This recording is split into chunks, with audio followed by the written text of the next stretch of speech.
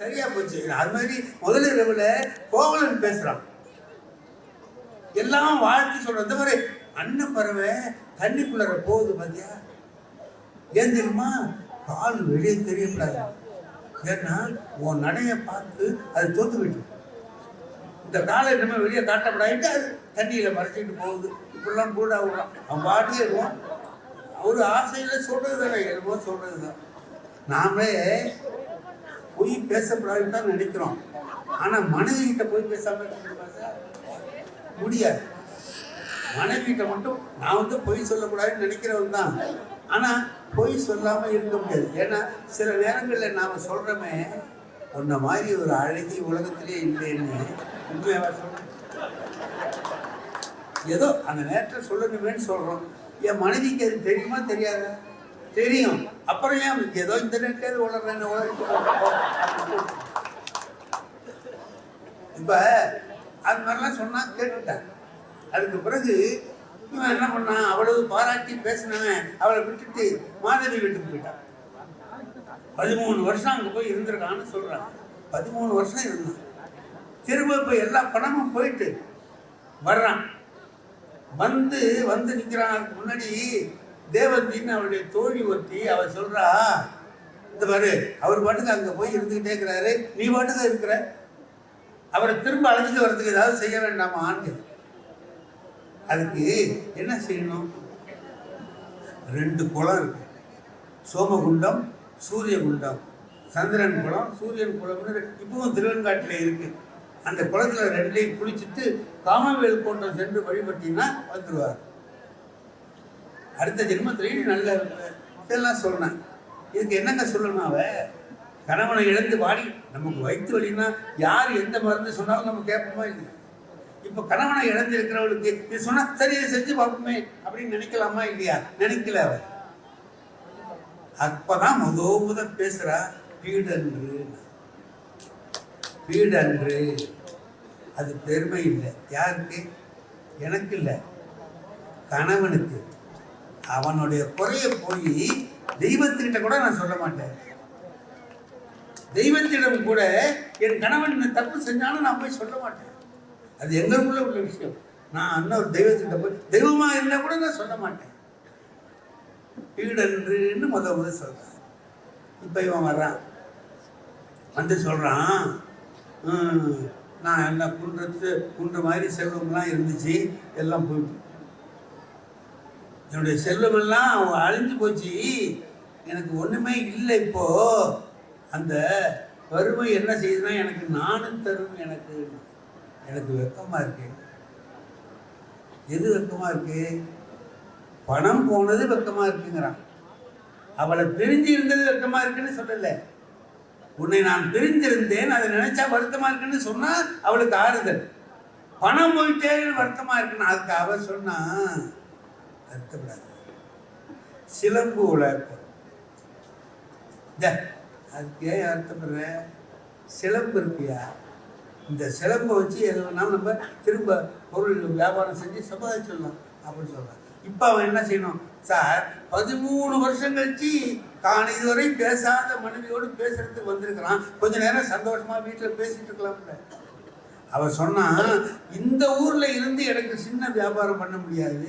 எங்க அப்பா ஏற்றுமதி இறக்குமதி வாணிபம் இது பண்றாரு, உங்க அப்பா அப்படி பண்றாரு, எல்லாம் பெரிய வியாபாரி உள்ள நம்ம சின்ன ஒத்த கடை வச்சுட்டு இருக்க முடியாது அப்படின்னு சொல்லிட்டு கணேசுடர் கால்சியா முன் மதுரைக்கு போகலாம் எழுத அப்படின்னா. என்ன பாருங்க, இப்பதான் வந்துட்டான். வந்தவொடனே சொல்றான், இந்த ஊர்ல இனிமே இருக்க முடியாது, வா மதுரைக்கு போகலாங்கிறான். இப்ப நம்ம பெண்கள்னா என்ன கேட்பாங்க?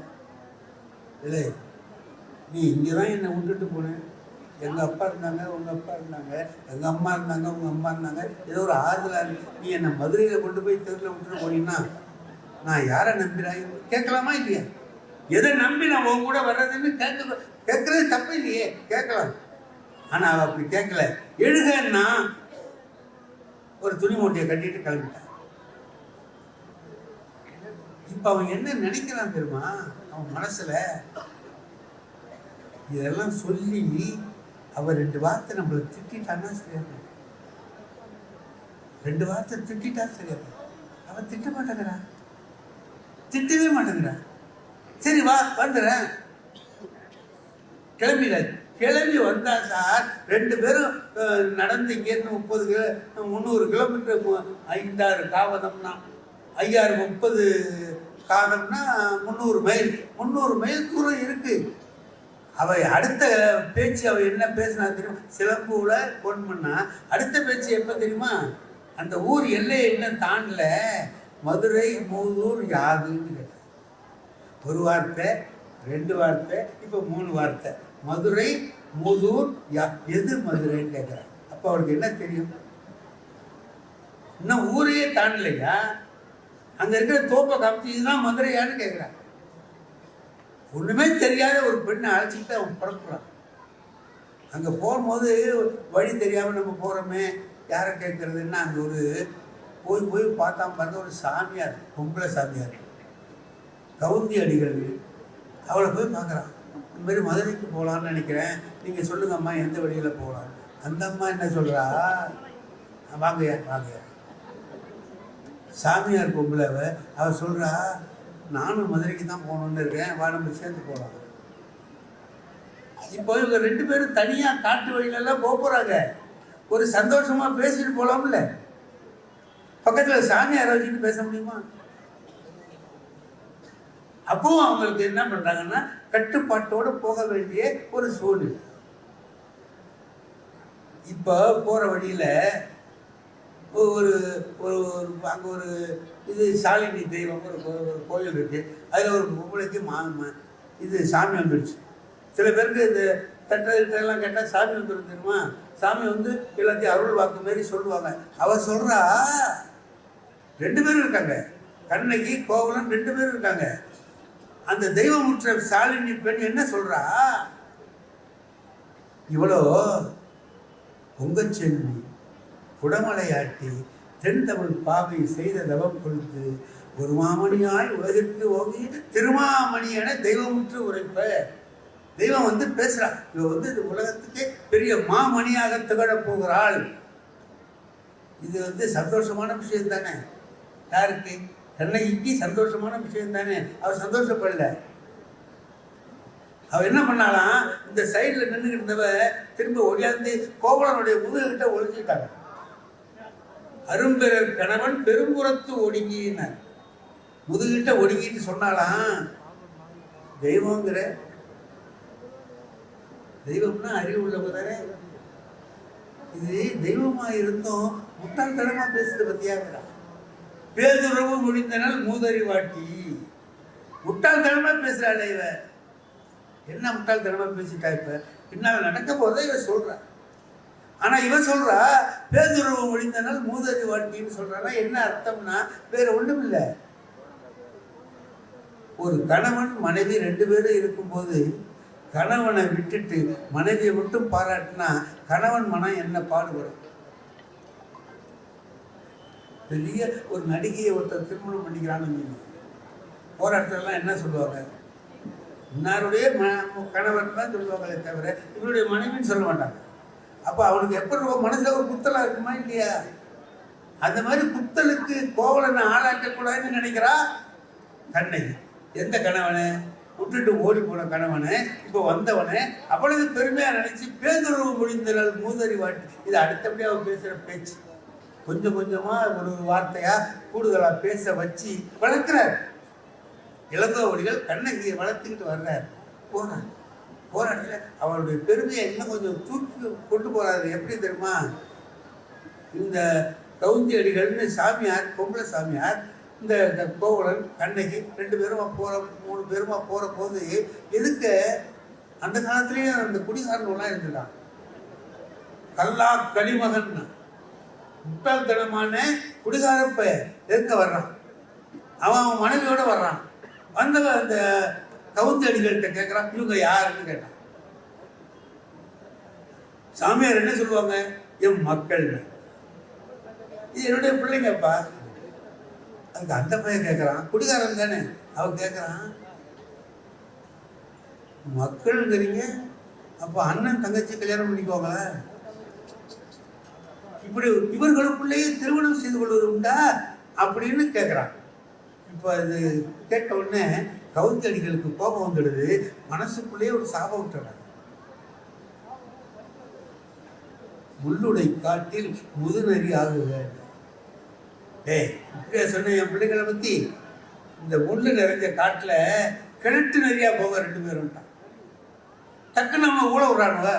அவன் ஊழ விடுறான், அந்த பொம்பளையும் ஊழ விடுறான், 2 வருது. இப்போ கண்ணகிக்கு தெரிஞ்சு போகுது, என்ன நடந்திருக்குங்கிறது தெரிஞ்சு போகுது. நம்மளை பற்றி சொன்னதுனால இந்த அம்மா கோவப்பட்டுட்டாங்க. அதனால சாபம் கொடுத்து, சாபம் வெளிப்படையாக சொல்லலை, அவங்க மனசுக்குள்ளே நினைச்சது தான். ஒரு துறவியினுடைய வாக்கு நல்ல துறவியாக இருந்ததுனால அவங்க வாக்கு பழிக்கும் இல்லையா? பழிச்சுட்டு இப்போ இவங்க சொன்னாங்க, இந்த பாருங்க, விவரம் தெரியாதவங்க ஏதாவது தப்பு செஞ்சா அறிவு உடையவர்கள் பொறுத்துக்கணும். அவங்க முட்டாள்கள் பிடிச்சிருக்காங்க. அதில் சொன்னதுக்காக அவனை சாபம் கொடுத்துட்டீங்களே, இது நல்லா இருக்கா? சாபத்திலேருந்து விடுதலை பெறுவதற்கு ஒரு வழி சொல்லுங்கன்னு கண்ணகி கேட்க. தன்னை பற்றி சொன்னதுக்காக அவன் தண்டிச்சார். இப்போ தன்னை பற்றி சொன்னவனை காப்பாற்றணும்னு இந்த அம்மா பண்ணணும். ஒரு பெண்ணை எப்படி உயர்த்திட்டு போறாரு பாருங்க. அப்படின்னு சொன்ன உடனே அந்த அம்மா சொல்லுது, சரி 12 திங்கள் இருந்துட்டு மறுபடியும் சாபம் விமோசனம் பெற்று போ அப்படின்னு கொடுத்துட்டு போறாங்க. அந்த இடத்துல ஒரு துறவியை விட கண்ணகி உயர்ந்த பக்குவத்தை அடைந்திருக்கிறாள் என்பதை காட்டுறாங்க. அதுக்கு மேலே போறாங்க, அதுக்கு மேலே போயிட்டே இருக்கிறாங்க. மேலே போயிட்டாங்க. அவனை திருடன்னு சொன்னான், கொலை பண்ணிவிட்டான். கொலை பண்ணோன்னு என்னாச்சு? கோவலன் செத்து விட்டான். இப்போ அங்கே போகும்போது என்ன பண்ணுறாங்க? ஒரு இடைக்குல மடந்தைக்கு அடைக்கலம் தந்தீங்க. ஒரு தயிர் மோர் விற்கக்கூடிய ஒரு பெண்ணுக்கு அடைக்கலம் கொடுத்தாங்க. என்ன சொல்கிறாங்க? கோவலர் வாழ்க்கை ஒரு கொடுப்பாடு இல்லை, கோவலர் வாழ்க்கையில் கொடுமை இல்லை, நல்லவங்களாக இருப்பாங்க. ஆகையினால இவங்கிட்ட நான் கண்ணகியை அடைக்கலப்படுத்துகிறேன், இடைக்குல மடந்தைக்கு அடைக்கலம் தந்தேன்னு சொல்லிட்டு கொடுக்குறாங்க. கொடுத்துட்டு சொல்கிறாங்க, இவ யார் தெரியுமா? நீ யாரும் நினச்சிருக்காத, இவங்க பேரை போய் சொன்னாலே இந்த மதுரையில் இருக்கக்கூடிய பெரிய பெரிய வியாபாரிகள் தங்கள் வீட்டுக்கு விருந்தினரை அழைச்சிக்குவாங்க. ஆனால் அங்கெல்லாம் போகக்கூடாதுன்னு தான் இங்கே வந்திருக்காங்க. அதனால இவங்க நீ என்ன செய்யணும் தெரியுமா? நல்ல தலை முழுக்காட்டி கொஞ்சமாக தலையில் பூவை வச்சு இவளை பக்குவமாக வச்சுக்க. ஏன் தெரியுமா? இவளுடைய வண்ண சீரடி மண்மகள் அறிந்தது, இவளுடைய காலடியை மண்மகள் பார்த்தது இல்லை, தெருவில் நடந்ததே இல்லை. அவன் வண்ண சீரடி மண்மகள் அறிந்தல் அப்படின்னு சொல்லிட்டு தன் துயர்கானா தகைசால் பூங்கொடி. இவ்வளவு கஷ்டப்பட்டிருக்கா, தன்னுடைய துயரத்தை பற்றி நினைக்காம கணவனுடைய துயரத்தை பற்றி நினைக்கிறான், அவ்வளவு உயர்ந்தவள் அப்படின்னு சொல்லிட்டு தண்ணி எங்கம்மா?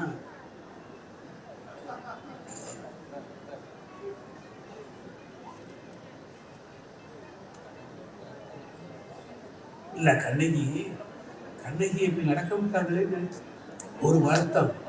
அதில் நமக்கு எனக்கே இவ்வளவு கஷ்டமா இருக்கு, இளங்கோடிகளுக்கு எப்படி கஷ்டமா இருக்கு? நான் கண்ணகி கெடுக்கிறான். இளங்கோடிகளுக்கு எவ்வளவு கஷ்டமா, நமக்கு அவர் தான் பார்க்கணும் அப்படின்னு போகிறாங்க. அங்கே போகிற போது அவள் ஒன்று சொல்கிற, திருவிழா போகும்போது சத்தம் போட்டுட்டு கண்ணா அப்படின்னு பேசிட்டு போகிறபோது கண்ணகி சொல்கிறா, இந்த ஊரில் இருக்கிற மன்னன் செங்கோல் தவறி என்னுடைய கணவனை கல்வன் என்று கொன்று விட்டார்கள். சிலம்பு திருடிய கல்வன் என்று இவனை கொன்று விட்டார். ஏன் சிலம்பு தான் அவன் வச்சிருந்தான். அந்த கோப்பெருந்தேவியுடைய சிலம்பும் இவனுடைய சிலம்பும் ஒன்றா இருந்ததுனால இவன் திருடிட்டான்னு அந்த பொற்கொடர் கொண்டு காமிச்சதை வச்சுக்கிட்டு இவன் கொலை பண்ணிட்டான். விசாரிக்காமலே கொலை பண்ணிட்டான். அப்போ அவன் கேட்குறா, இந்த ஊரில் தெய்வம் இருக்கான்னு. தெய்வமும் உண்டுகொள் வைவாலில் தப்பிய மன்னவன் கூடலில் தெய்வமும் உண்டுகொள். இந்த ஊர்ல தெய்வம் இருக்கா? இருந்தா இதை பார்த்துக்கிட்டு இருக்குமான்னு. அப்புறம் கேட்டா, நல்ல பெண்கள் இருக்காங்களா இந்த ஊர்ல? பெண்டீரும் உண்டுகொள் கொண்ட பொருள் நான் உருகுறை தாங்குறோம். பெண்டீரும் உண்டுகொள்.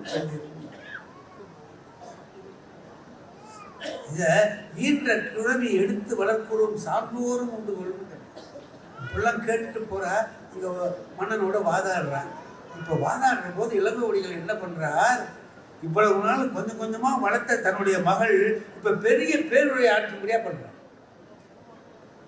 மன்னன் கேட்டான், நீர்வார் கண்ணை எம்முன் வந்தோ யாரையோ நீ மடக்கூடியோ, கண்ணில் நீர் வழிய வந்து நிக்கிறியே நீ யாருமா?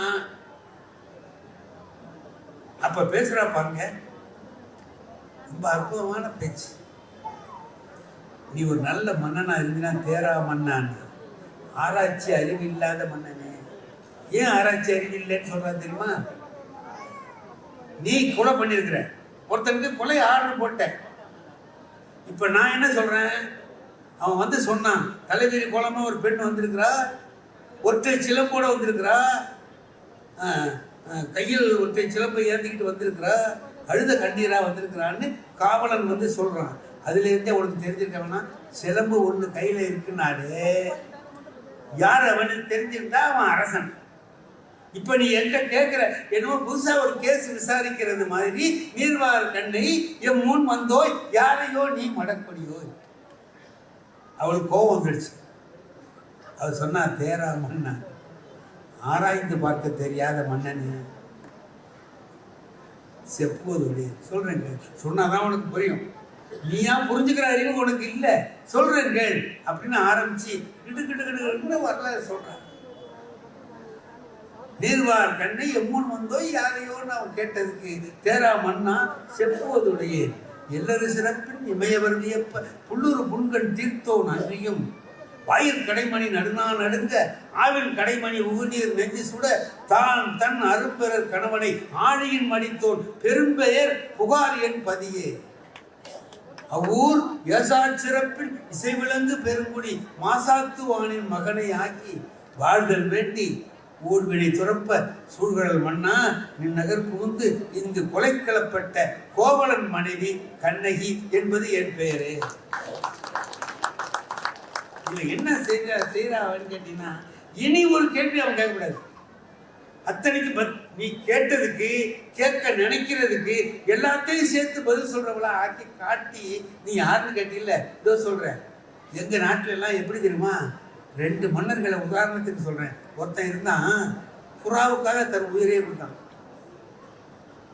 புல்லூர் புண்கண் தீர்த்தோம். இன்னொருத்தன் இருந்தான், வாயில் கடைமணி நடுநா நடுங்க ஆவின் கடைமணி உகுநீர் நெஞ்சு சுட தான் தன் அரும்பெறர் கணவனை புதல்வனை ஆழியின் மடித்தோன் பெரும்பெயர் புகார் என்பது. அந்த புகார்ல வந்தவன், புகாருக்கு அடைக்கலாம் 2 மன்னன்னு சொன்னான்.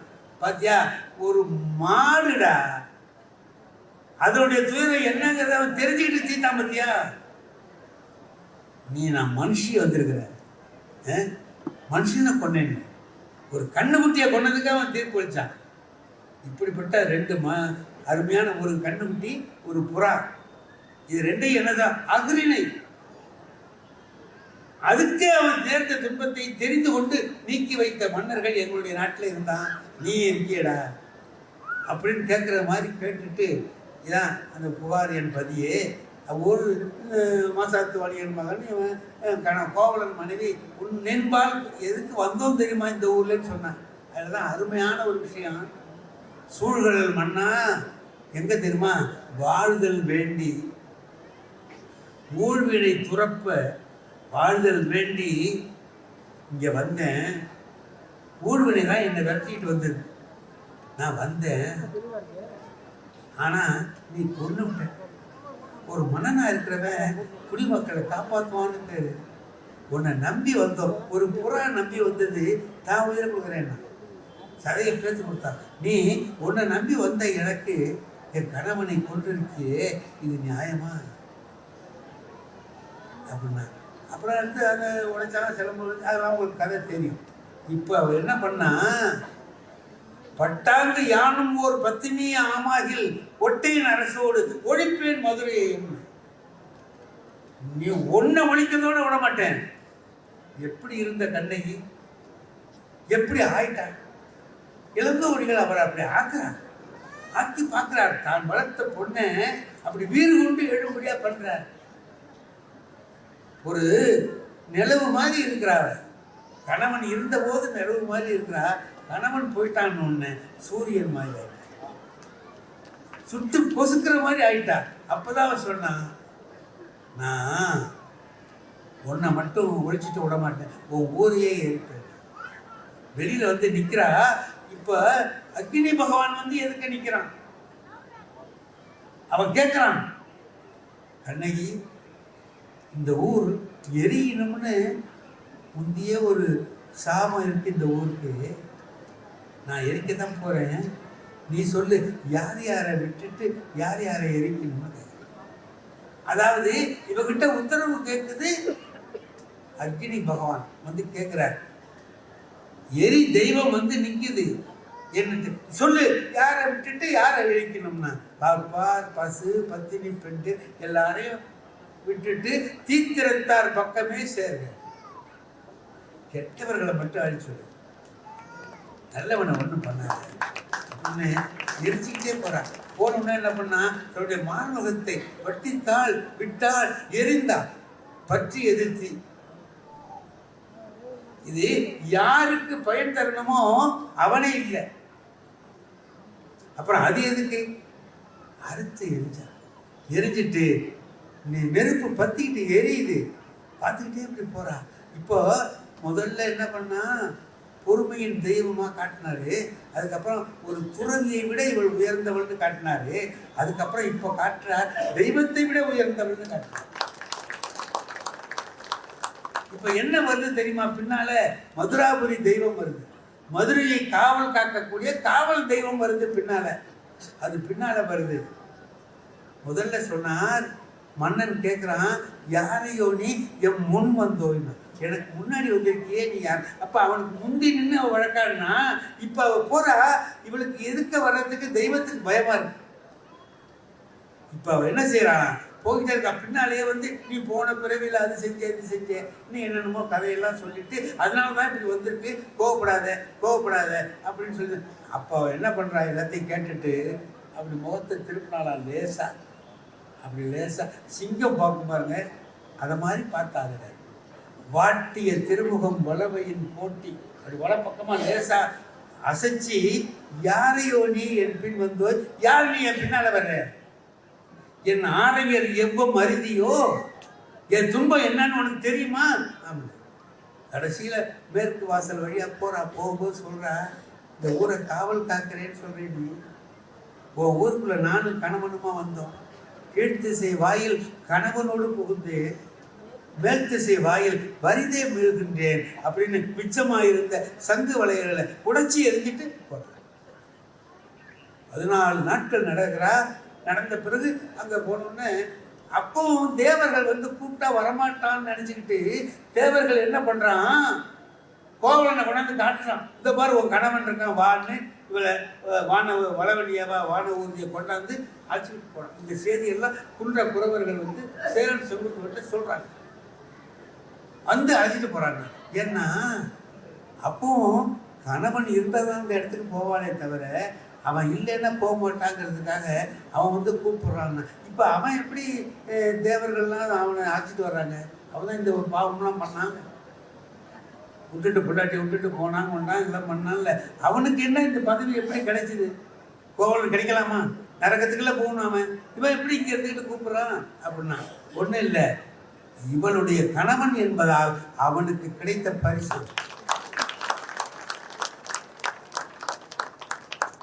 அந்த கண்ணகியினுடைய கணவன் என்பதால அது கிடைச்சது. அப்ப அவன் கூப்பிட்டான் வான்னு போனான். அந்த வான ஊர்தியில 2 பேரும் போனதை நாங்க பார்த்தோம்னு புறவர்கள் எல்லாம் வந்து சொல்லுகிறார். அப்படி பெண்மையை பெரிதும் போற்றிய இலக்கியத்தை தந்தது நம்ம தமிழ்நாடு.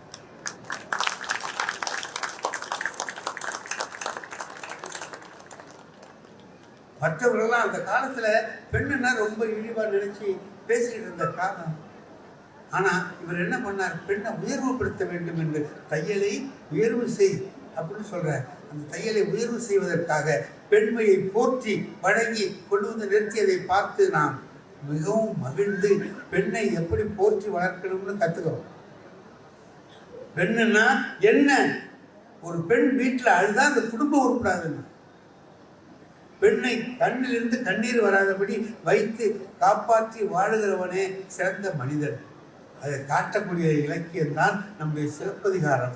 ஆகையினாலே நம்முடைய சிலப்பதிகாரத்தை அணுகுவதன் மூலமாக நாம் வந்து கற்றுக்கொள்கிறோம்.